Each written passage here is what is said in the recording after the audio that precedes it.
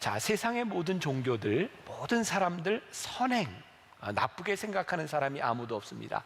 착하다고 하는 것은 참 좋은 일이기도 합니다. 그래서 모든 종교들, 또 모든 가르침들은 우리들이 어떻게 착하게 살까를 가르치죠. 근데 우리가 믿는 하나님은 단순히 우리들에게 착한 성품에 대한 문제만을 이야기하고 있는 것이 아니라 우리들이 어떤 기준에 서야 되는가를 분명하게 말씀해 주고 있습니다. 오늘 누가복음 6장 32절부터 36절까지 말씀이 그런 말씀이고, 이 말씀의 제일 중요한 구절을 하나 딱 꼽으라 그러면 36절을 꼽을 수 있을 것 같아요. 우리 같이 다시 한번 봉독합니다. 36절 시작. 너희 아버지의 자비로우심 같이 너희도 자비로운 자가 되라. 기준이 뭐예요? 아버지의 자비로우심 같이 너희도 자비로운 자가 되라. 오늘 말씀에 아주 흥미로운 것이 32절에 나와 있어요. 제가 읽어드립니다. 너희가 만일 너희를 사랑하는 자만을 사랑하면 칭찬받을 것이 무엇이냐? 죄인들도 사랑하는 자는 사랑하느니라. 사랑한다, 좋은 말이죠. 굉장히 이기적이고 증오가 많은 이 세상 가운데서 사랑한다고 하는 것은 굉장히 중요한 덕목임에 틀림이 없습니다. 그런데 너희가 너희를 사랑하는 자만을 사랑한다면 그것이 너희들에게 칭찬받은 일이 하나도 없다. 왜? 죄인들도 자기를 사랑하는 자는 사랑한다. 죄인들도 하는 일이라고 말하고 있어요.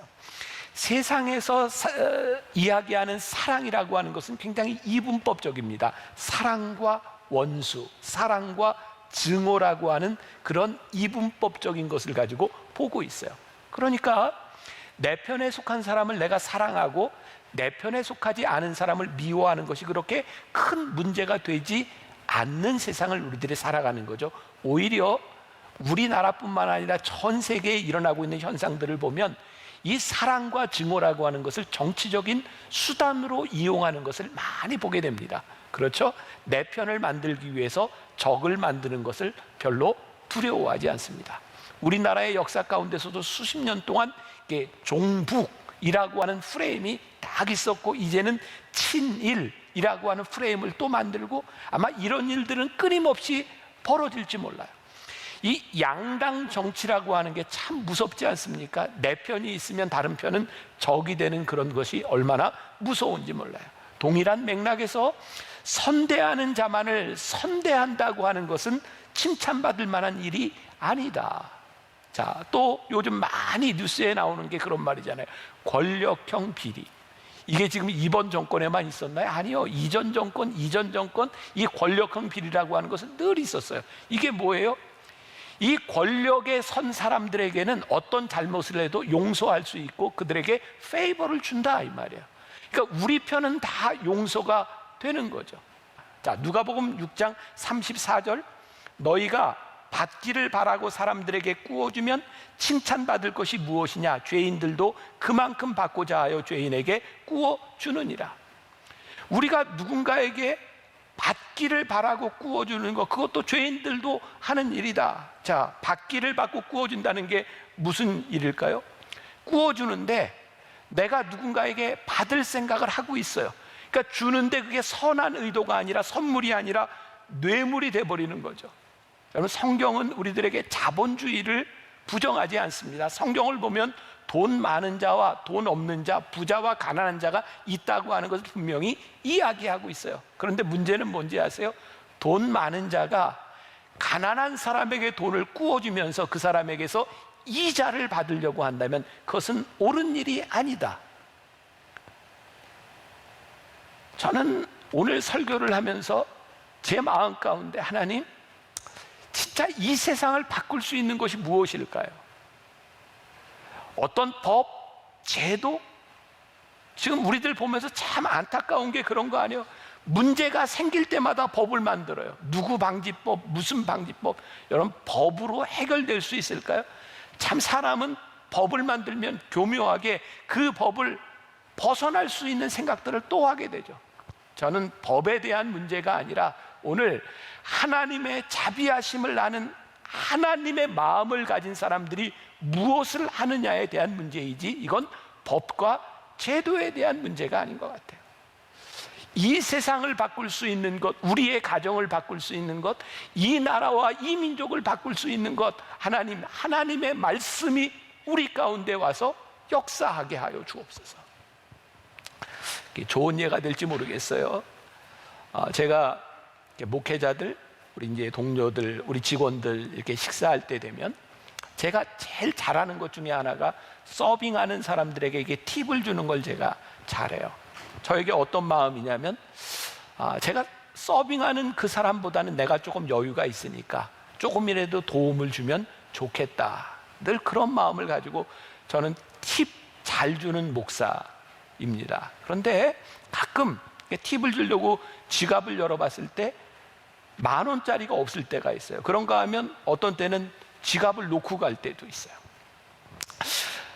팁을 5만 원 이렇게 주는 건 너무 과하다, 이런 생각이 되기 때문에 그래서 제가 그때가 되면 이렇게 잔돈이 없으면 옆에 있는 목사님들한테 혹시 10,000원짜리 가지고 있는 사람이 있어? 이렇게 물어보면 표정들이 별로 안 좋아요. 그리고 이제 옆에 있는 사람이 그렇게 생각을 할지도 모르는 거야. 내가 괜히 이 자리에 앉았다. 그리고 이렇게 10,000원짜리를 꺼내줘요. 그럼 제가 10,000원짜리를 받아서 이렇게 팁을 주고, 그리고 제가 그 목사님에게 5만 원짜리를 대신 줘요. 10,000원 줬으니까 5만 원 가져. 괜찮은 목사잖아요. 저는 10,000원 받고 5만 원 주는 게 기쁨이라고 생각하는 거예요. 그리고 이제 다음에 식사하러 왔는데 또 그런 일이 생기는 거예요. 제가 지갑을 안 가져왔든지 또 10,000원짜리가 없어서 혹시 10,000원짜리 있는 사람 있어? 그러면 여기저기서 막 나와요. 그냥 그런 생각을 해봐요. 아마 그때 보았던 기억 때문에 10,000원을 내면 5만 원을 받을 수 있기 때문에 주는 것인지, 아니면 자꾸 이제 저도 나이 들어가니까 깜빡깜빡하는 목사가 불쌍해서 흔쾌히 내주는 것인지, 자, 이런 생각을 해보는 거야. 똑같이 10,000원을 내고 똑같이 돈을 내지만 그 마음이 어떠냐 하는 것이 다르다. 오늘 여기에서 많은 것들을 이야기하고 선한 것들과 사랑하는 것들과 자비를 베푸는 것들에 대해서 이야기하는데 그 마음이 어떠한가를 오늘 성경이 우리들에게 분명히 가르쳐주고 있는 거예요. 하나님의 마음을 따라 사는 사람들이 하는 일과 그냥 선행을 베푸는 것과는 다르다고 하는 것을 이야기하고 있는 거예요. 그러면 하나님의 마음이 어떤 마음일까요? 하나님의 자비는 선별적이지 않다는 거예요. 하나님이 자비를 베푸실 때 그 자비가 어떤 자비인가? 우리들을 보니 하나님께서 나에게 자비를 베푸실 때 만일 하나님께서 어떤 기준을 세워놓으시고 이런 사람에게는 자비를 베풀고 이런 사람에게는 자비를 베풀 수 없어 라고 하나님이 기준을 세워놓으셨다라면 나는 그 기준에 들어갈 수 있는 사람이었을까? 하나님이 우리를 사랑하시고 우리를 용납하시고 우리들에게 은혜를 베푸신 그것이 선별적인 거나 어떤 기준에 의해서가 아니라 하나님이 우리를 용납하시고 우리들에게 자비를 베푸셨던 것처럼 오늘 누가복음 6장 36절 너희 아버지의 자비로우심 같이 너희도 자비로운 자가 되라, 이것이 성경에서 우리들에게 이야기하고 있는 기준이죠. 은혜를 아는 그리스도인들은 자격 없는 가난한 사람들을 제외하거나 쉽게 포기하지 말아라. 그리스도인의 자비는 자비를 받아야 할 사람의 어떤 가치에 있는 것이 아니라 하나님께서 베푸신 그 자비로 말미암아 우리도 가치 있는 사람이 되었던 것처럼 우리가 자비를 베푸는 기준도 일정한 가치 기준에 도달한 사람들에게만 베푸는 것이 아니다. 자, 이게 저에게만 어려운가요? 여러분들 다 똑같지 않나요? 사실 우리들이 누군가에게 자비를 베풀고 누군가에게 조그만 은혜를 베푼다고 할 때에도 우리들에게는 다 이유가 있고 내 기준에서부터 자비가 베풀어지고 그렇지 않을 때가 있는 거예요. 근데 오늘 성경이 우리들에게 뭐라고 말씀하고 있어요? 아니, 하나님께서 우리를 기준으로 삼아 우리에게 자비를 베푸신 것이 아니라면 너희도 너희 기준과 너희의 기분에 따라서가 아니라 아버지의 자비로우심 같이 너희도 자비로운 자가 되라. 이 세상의 기준과 완전히 다른 것을 우리들에게 말씀하고 있는 거예요. 마태복음 18장에 보면 유명한 이 빚을 탕감해 준 이야기가 나오죠. 어떤 임금이 1만 달란트 빚진 사람의 빚을 탕감해 주잖아요. 1달란트가 한 사람의 15년 노동에서 버는 그 돈이라고 하니 1만 달란트라고 하는 것은 우리가 계산할 수 없는 돈이에요. 무한대인 거예요. 그 임금이 그 사람이 1만 달란트의 빚을 탕감해 줬는데 어떤 일이 일어났어요? 이 사람이 가다가 자기에게 100데나리온 빚진 자, 한 데나리온은 한 사람의 하루 품삯이니 100일 정도 품삯밖에 되지 않는 그 사람을 용서하지 못해. 그것을 갚으라고 멱살을 잡는 거예요. 옥에 가두는 거예요. 그때 임금이 그 사람에게 뭐라고 이야기해요? 마태복음 18장 33절, 내가 너를 불쌍히 여김과 같이 너도 내 동료를 불쌍히 여김이 마땅하지 아니하냐.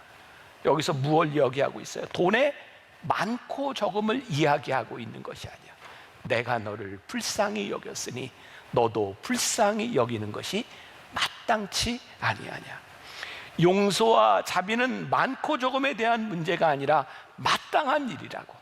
그리고 이 문제는 우리들이 계산으로 하는 일이 아니고 우리들의 합리적인 판단에 근거하는 것이 아니고 하나님께서 나를 용서하셨으니 나도 마땅히 용서해야 된다고 말씀하고 있는 거예요. 이 말씀이 저에게 아프게 다가왔어요. 하나님, 우리들에게 억울한 게 많아요. 하나님, 내 계산으로는 용납이 안 되는 게 많아요. 도대체 내 마음속에 받아들여지지 않아요. 그런데 하나님께서 오늘 하시는 말씀이 뭐예요? 이놈아, 내가 너를 용서하고 내가 너를 받아들인 것처럼 너도 그렇게 받아들이는 사람이 되어라. 오늘 이 말씀이 우리들에게 아프게 다가왔으면 좋겠어요. 팀 켈러 목사님이 쓴 복음과 삶이라고 하는 책에 이런 구절이 있어요. 자신의 도덕성과 훌륭한 됨됨이로 하나님의 자비를 얻을 수 있다고 믿는 그저 독실하기만 한 사람은 소외된 사람들을 경멸하기 쉽다. 나는 열심히 여기까지 올라왔어. 그러니 다들 그렇게 할 수 있다고 도덕주의자는 속으로 이렇게 말하지만 그리스도인은 속으로 이렇게 말한다. 지금의 나는 순전히 하나님의 자비로 이루어졌어. 나는 다른 사람들과 하나도 다를 바 없이 똑같다. 세상에서 말하는 긍휼과 신앙적인 긍휼의 차이는 무엇일까요? 세상은 가진 사람들에게 선행을 요구해요. 아마 우리들이 교회에서도 그런 얘기 참 많이 하지 않았습니까? 여러분, 하나님께서 여러분들에게 이렇게 축복해 주셨으니 여러분들 어려운 사람을 도우십시오. 이런 이야기를 할 때마다 내가 평균보다 많은 것을 가지고 있는 사람들은 어떤 도덕적 의무감, 때로는 죄책감 같은 것을 느껴요. 그리고 내가 이런 상황에서 누군가에게 도움을 줄 때 우리는 도덕적 우월의식에 빠질 수도 있어요. 그런가 하면 내가 누군가를 도움으로 인해서 도덕적인 보상 심리를 받아요. 그래, 내가 이 정도 도왔으니 나는 이제 이렇게 살아갈 수 있어. 자기 위안에 빠지기도 해요. 어느 순간 우리들에게 누군가를 돕는다고 하는 것이 우리들에게 의무감으로 자리 잡기 시작해요. 그리고 이 의무감이 우리들에게 부담이 되기 시작할 때 우리는 죄책감에 빠져요. 죄책감에 빠지면 어떤 일이 일어나는지 알아요? 의도적으로 어렵고 힘든 사람들의 이야기를 회피하려는 경향들이 있어요. 세상이 이야기하고 있는 기부, 남을 돕는 것, 그것과 성경이 우리들에게 이야기하고 있는 자비는 조금 다른 것 같아요. 도표를 하나 보내드릴까요? 보여드릴까요? 2018년도에 사람들에게 기부 동기에 대해서 물었습니다. 다 좋은 이야기입니다. 시민으로서 해야 할 책임이라고 생각해서 불쌍한 사람을 위해서 남을 돕는 것이 행복해서 남의 도움을 받은 적이 있고 이를 갚고 싶어서 다 좋은 이야기들이에요. 여러분, 한번 가만히 생각해 보세요. 우리들 주변에 지금 누구를 돕는다고 하는 이야기들, 특히 NGO 단체에서 후원자들을 모집하는 영상들이 되게 어떤 거예요?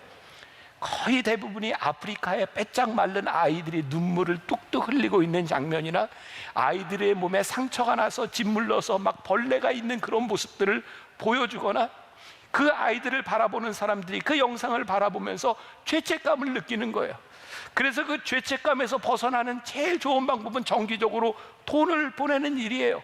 그리고 도덕적인 위안을 가지고 우리는 그 부담에서 벗어나려고 하는 것들이죠. 이것이 세상에서 이야기하는 누구를 돕는 것들에 대한 방법들, 동기들이. 그런데 하나님은 오늘 우리들에게 무엇을 말씀하고 있는가? 얘들아, 단순히 너희들이 도덕적인 동기, 그 도덕적인 우월의식, 그런 책임에서 벗어나는 것이 아니라 하나님께서 우리들에게 베풀어 주셨던 자비와 사랑을 생각하며 네가 다른 사람들을 바라보며 하나님의 마음으로 느낄 수 있는 그 아픔을 느낄 수 있으면 좋겠다. 단순히 우리들이 가지고 있는 물질적인 그런 차원에서, 선행이라고 하는 차원에서 내가 있는 것을 가지고 돕는 그런 도덕적인 생각이 아닌, 물질적 가치에 기반을 둔 것이 아닌 하나님께서 우리들에게 주시는 그 자비하심이 너희들 가운데 있으면 좋겠다. 고린도후서 8장에 보면 사도 바울이 굉장히 기뻐하는 장면이 하나 나와요. 고린도후서 8장에 그 당시 예루살렘 교회에, 예루살렘에 기근이 들었다는 소식을 듣고 마케도니아에 있는 교인들이 돈을 모아서 보내는 장면이 나와요. 고린도후서 8장 2절에 이렇게 되어 있어요. 환난의 많은 시련 가운데서 그들의 넘치는 기쁨과 극심한 가난이 그들의 풍성한 연보를 넘치도록 하게 하였느니라. 나중에 가셔서 다시 보세요. 이게 무슨 의미인가? 고린도후서 8장 2절. 이게 지금 무슨 얘기냐면, 예루살렘 교회가 어렵다는 이야기를 들었는데 마케도니아에 있는 교인들이 돈을 모았어요. 그런데 예루살렘 교회는 마케도니아보다 훨씬 더 부자입니다. 거기는 상업의 중심지였고 거기는 돈 많은 사람들이 있고 거기에 기근이 들었다는 이야기를 듣고 마케도니아에 있는 교인들이 돈을 모았는데, 그 마케도니아에 있는 대부분의 교인들은 노예들이었습니다.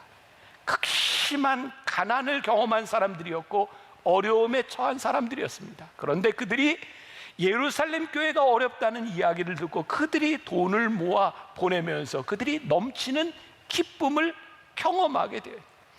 이 논리가 우리들이 가지고 있는 부자와 가난한 자에 대한 논리가 아니라 하나님의 은혜를 경험한 자들에게서 나오는 자발적인 넘치는 사랑에 대하여 이야기하고 있는 거예요.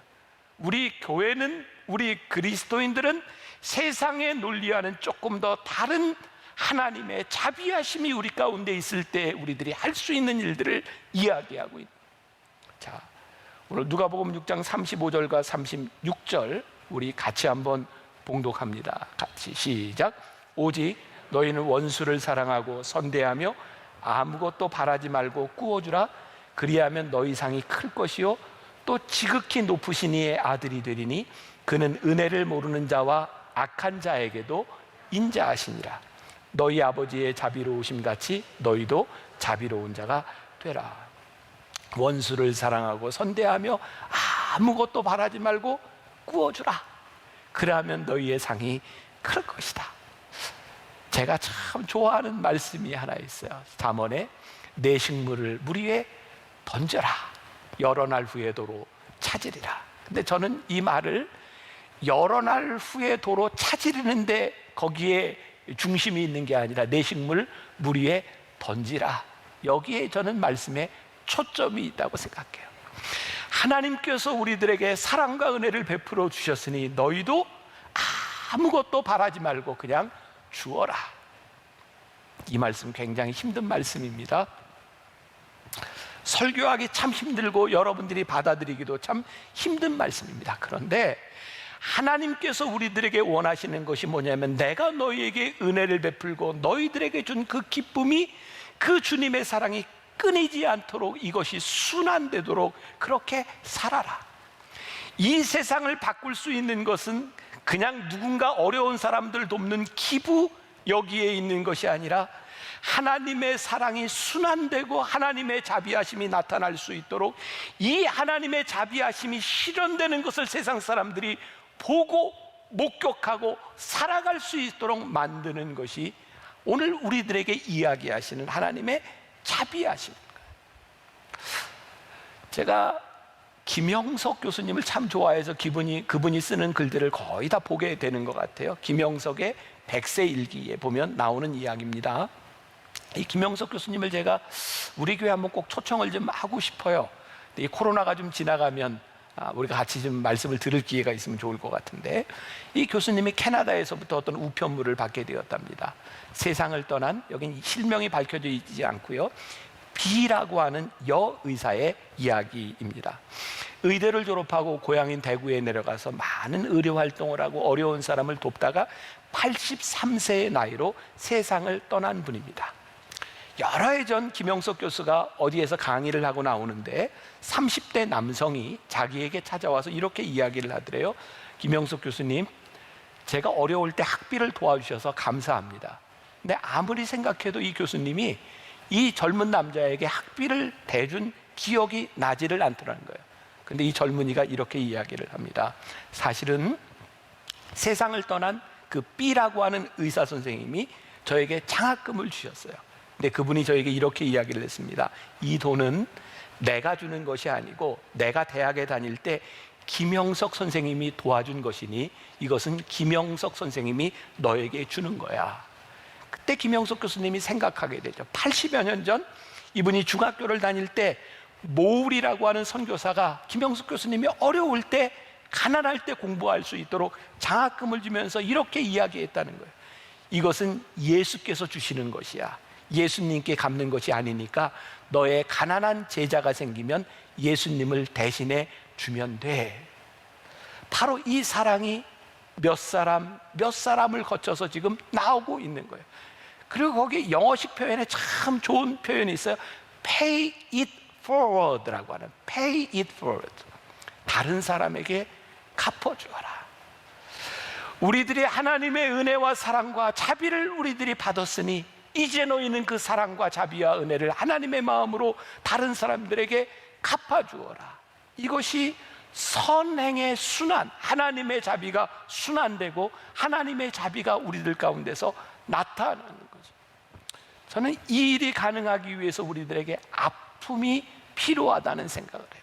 오늘 말씀을 묵상하다가 제가 깨닫게 된 거예요. 하나님께서 우리들에게 자비를 베푸실 때 하나님은 어떤 마음이셨을까?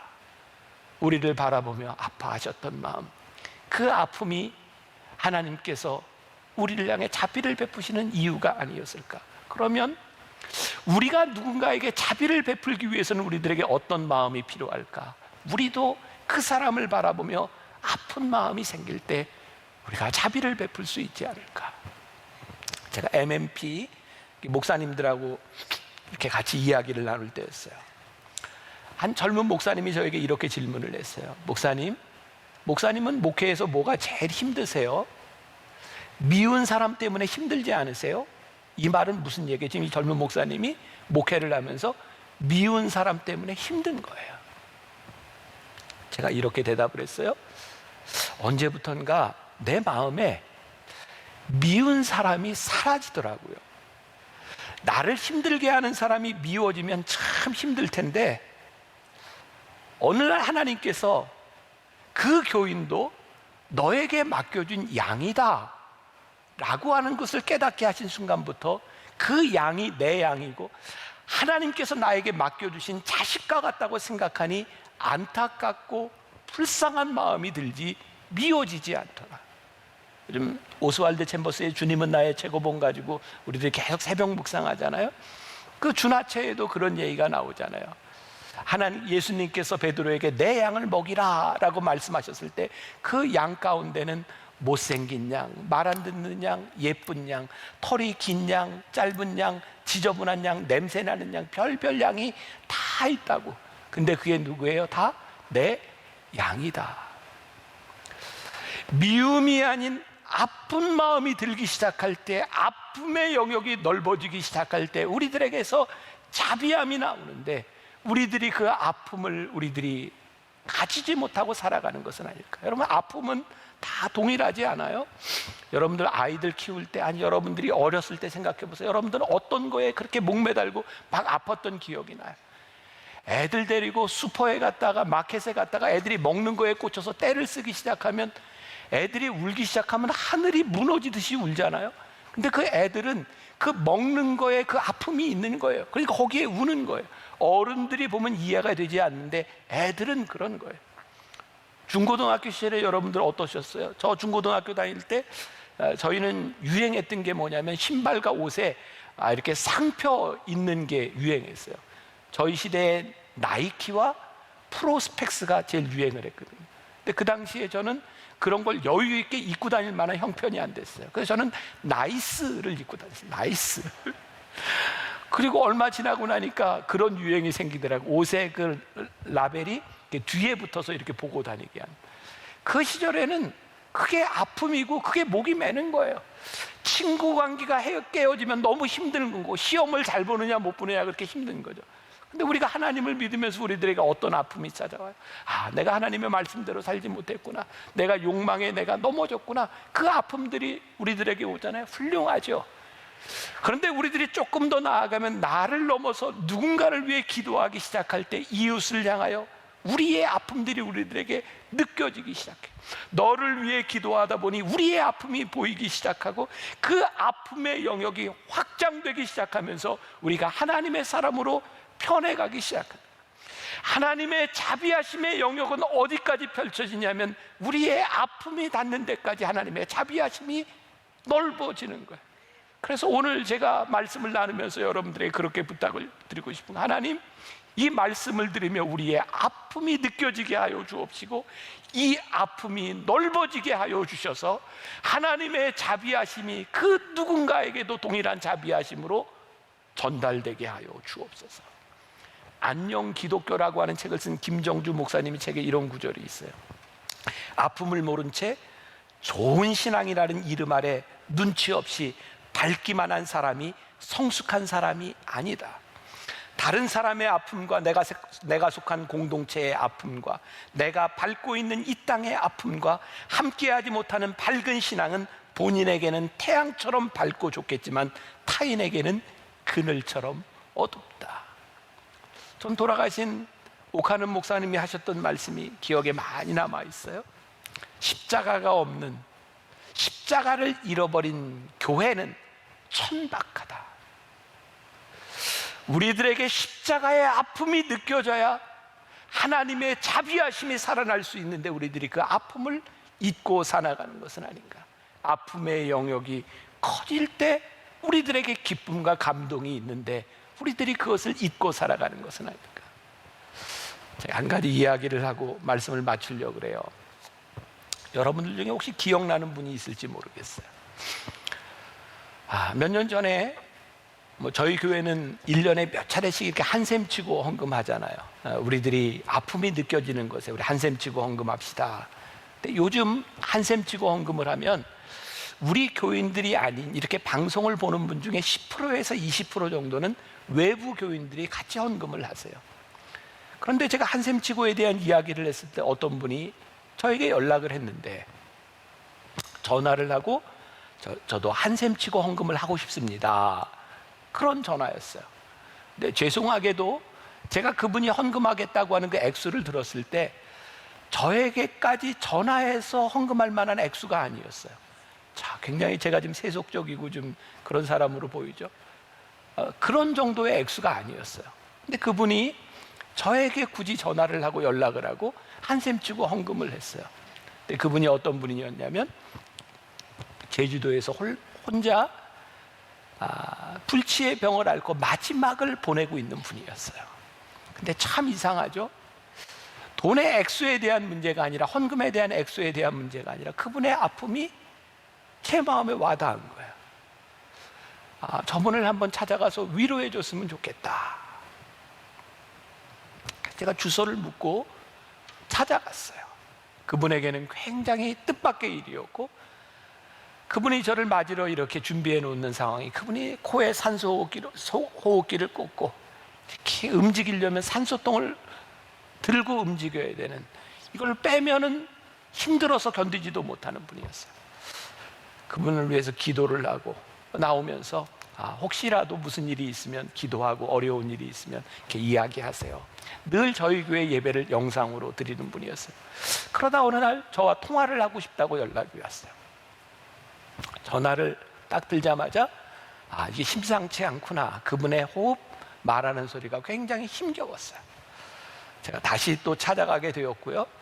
그분이 저에게, 목사님, 제가 이제 세상을 떠날 때가 멀지 않은 것 같은데, 제가 어머니에게 받은 유산을 가지고 제주도에서 전세를 살면서 있었는데 이제 제가 죽으면 이걸 어떻게 할까요? 그래서 집을 월세로 옮겼어요. 그리고 이 전세 목사님이 이걸 알아서 잘 써주셨으면 좋겠어요. 저에게 믿을 사람이 목사님밖에 없어요.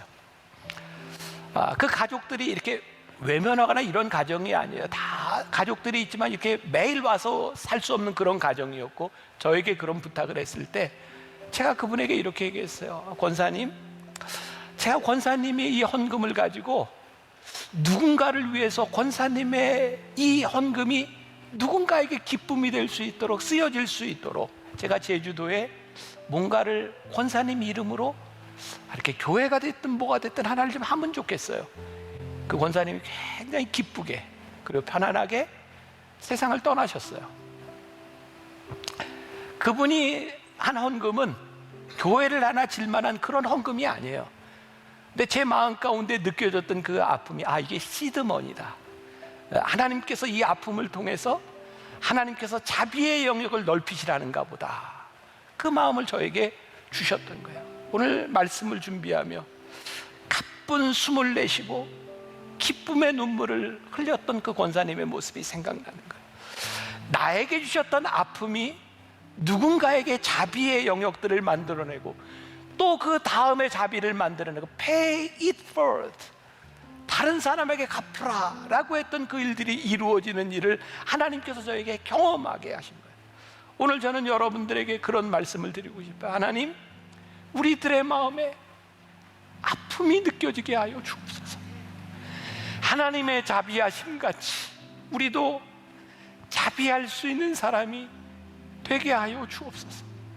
조그만 나의 아픔이 아닌 우리의 아픔이 커질수록 우리의 믿음을 성숙하게 만들어 가시는 하나님의 마음을 아는 성도들이 되게 하여 주옵소서.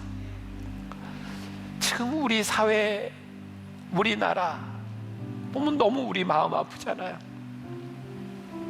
다른 사람의 아픔에 아파하지 못하고 누군가를 향해서 정죄하고 누군가를 향해서 화살을 돌리려고 하는 이 시대를 살아가며 우리 하나님을 믿는 우리들의 마음 가운데 아버지, 아픔이 우리들에게 느껴지게 하여 주옵소서. 오늘 여러분들에게 그 하나님의 아픔이 찾아오기를 간절히 소원합니다. 하나님 아버지의 자비하심 같이 우리도 그렇게 자비하기를 원합니다. 기도할 수 있는 여러분들이 되기를 주님의 이름으로 간절히 축원합니다.